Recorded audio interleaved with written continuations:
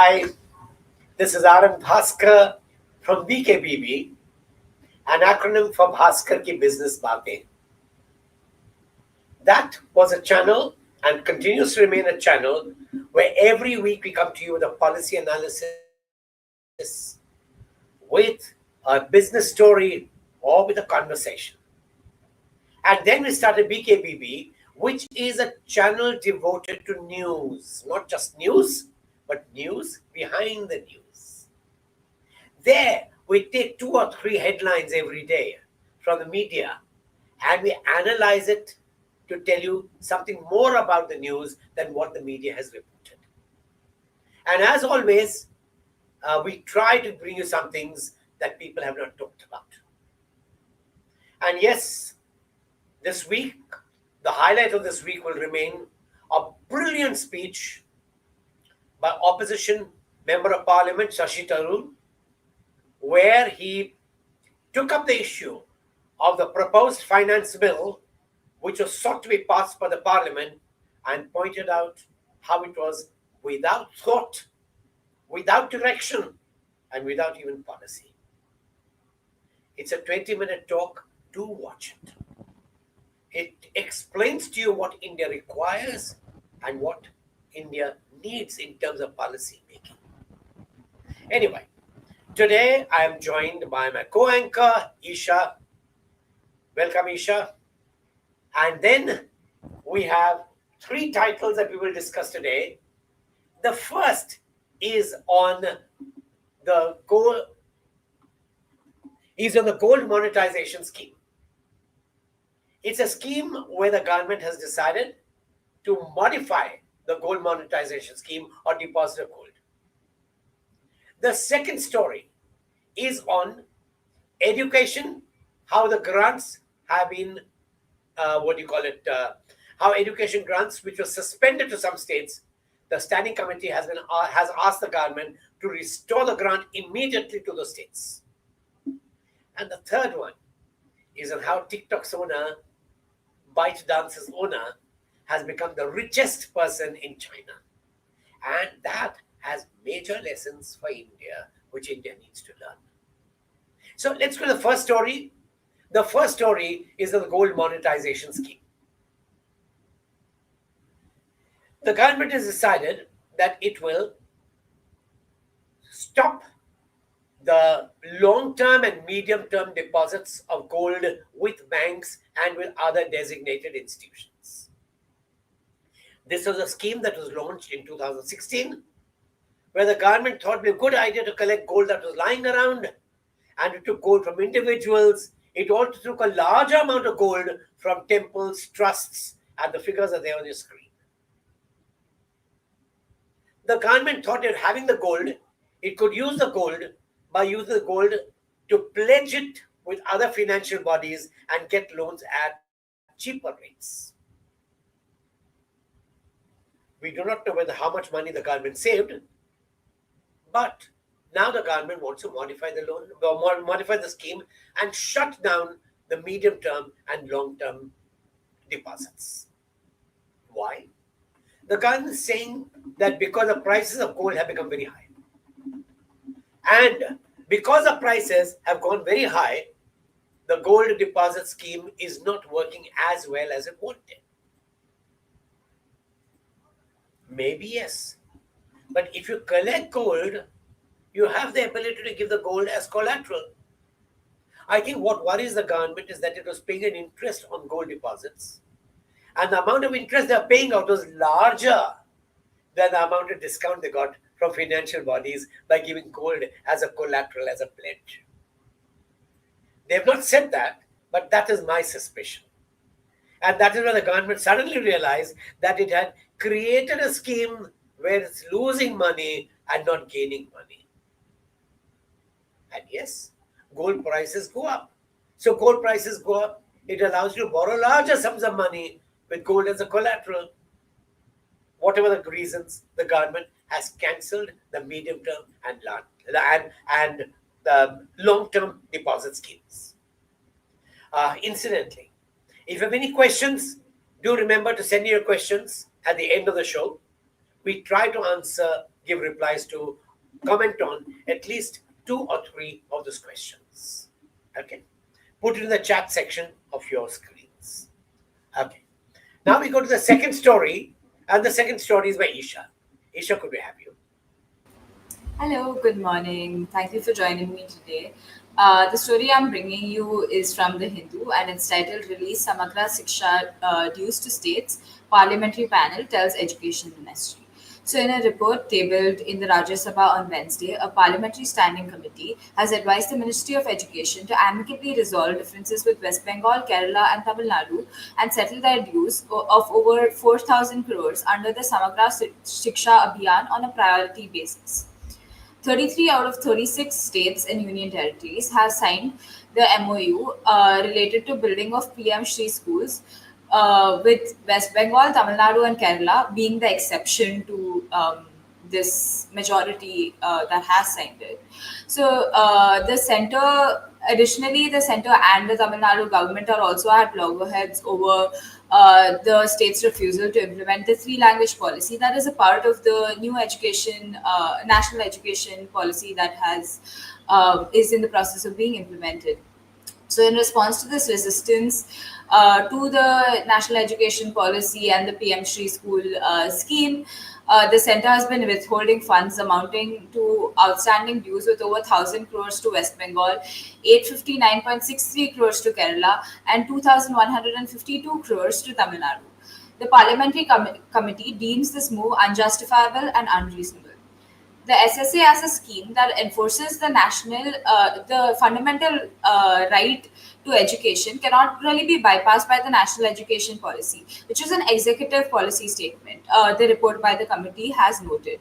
The committee also observed that all three states have demonstrated really strong educational outcomes with a gross enrollment ratio significantly above the national average. However, this underfunding and withholding of funds and delays in transfers of SSA have constrained advancements in the school infrastructure, teacher training, and student support. And these states have not really been able to pay the teachers' salaries on time and have had to use their own funds to pay them because of the lack of release of centers' allocation.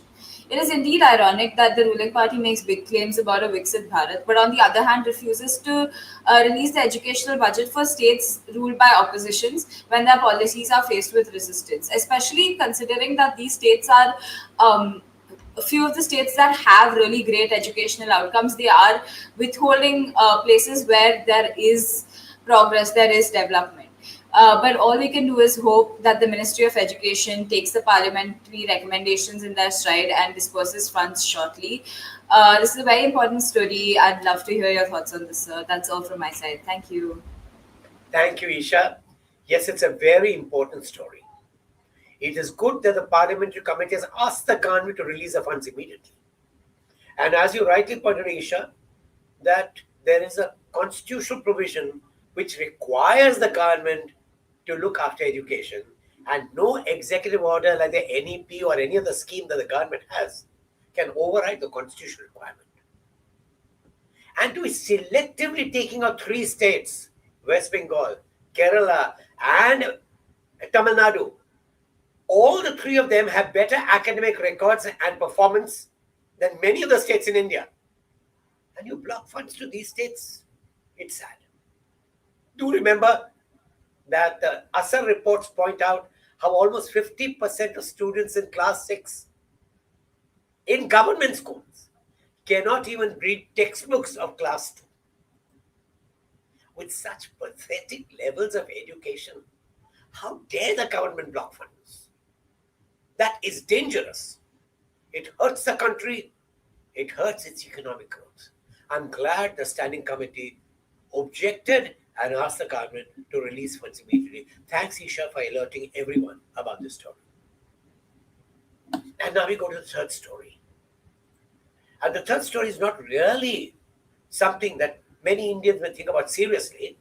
It's a story which talks about, and Bloomberg talks about it, it's a story about how the owner of TikTok or ByteDance has emerged as China's richest person, overtaking every other category of millionaires.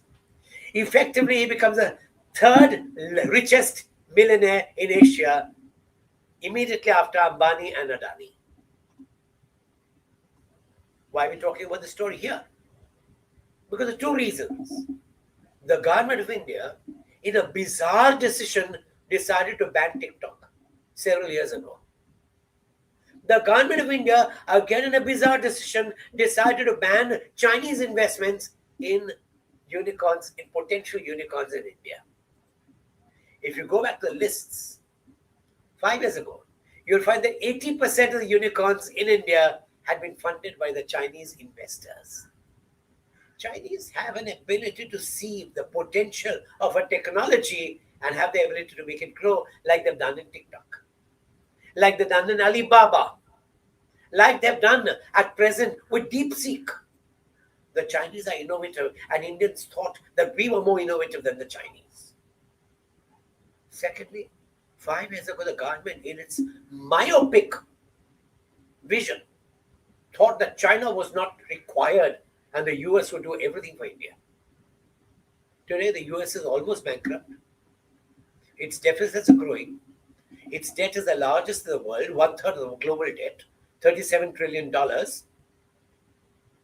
And the country which has the money to invest is China. And that is why, belatedly, the government has decided to allow Chinese to invest in India. It is not yet known whether they'll remove the ban on TikTok.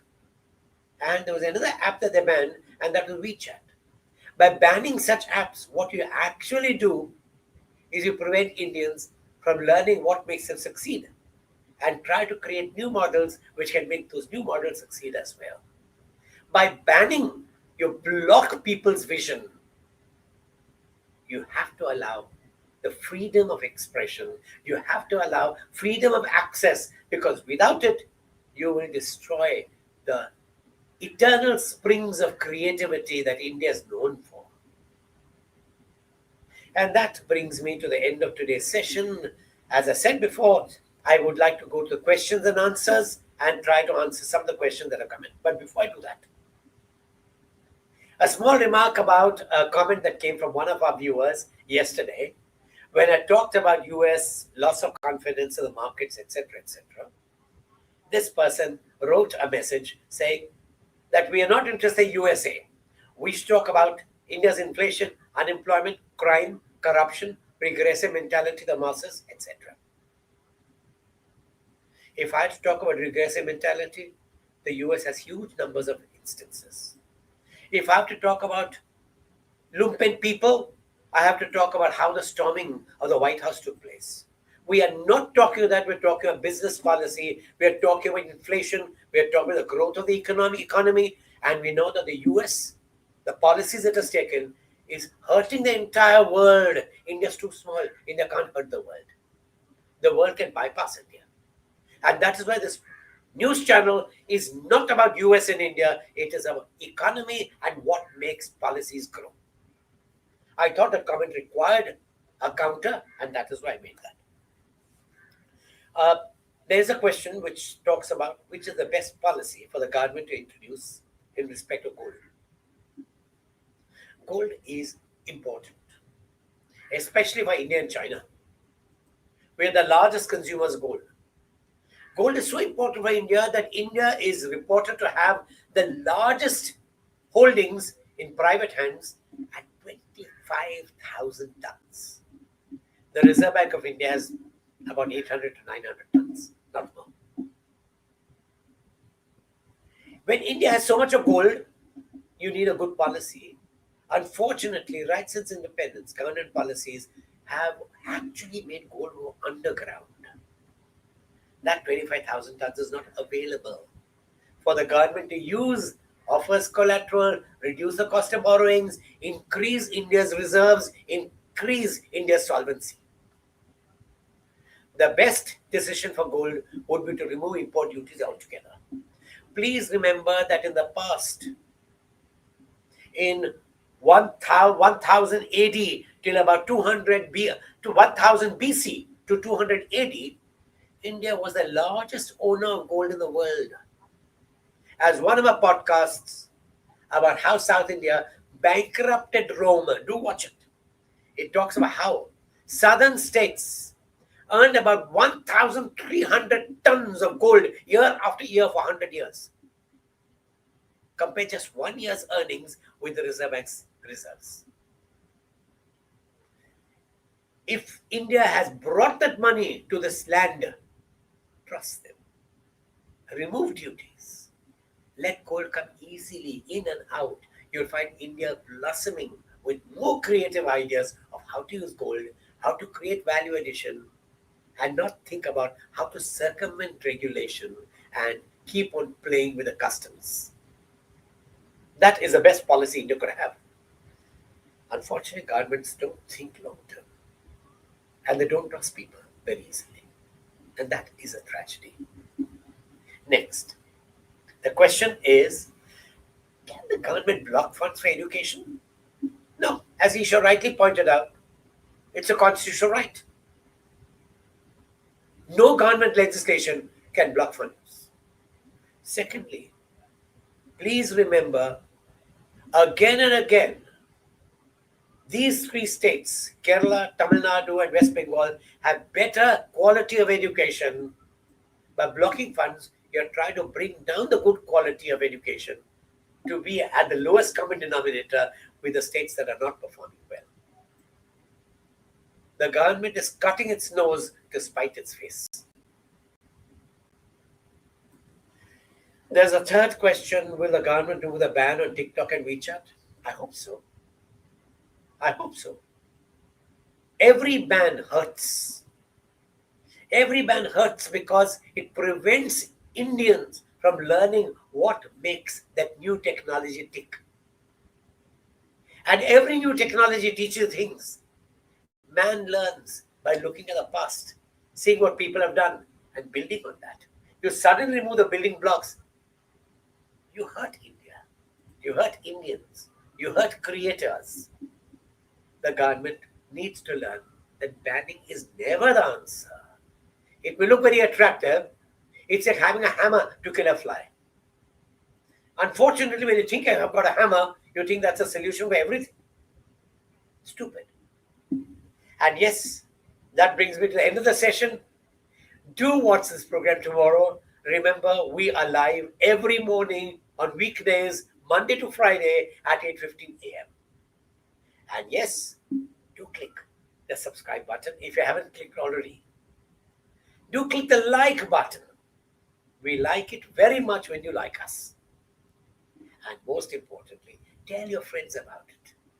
Because we talk about things that we think are in the country's interest, in the nation's interest, in the economy's interest. Thank you for watching the show and see you tomorrow. Have a great day ahead.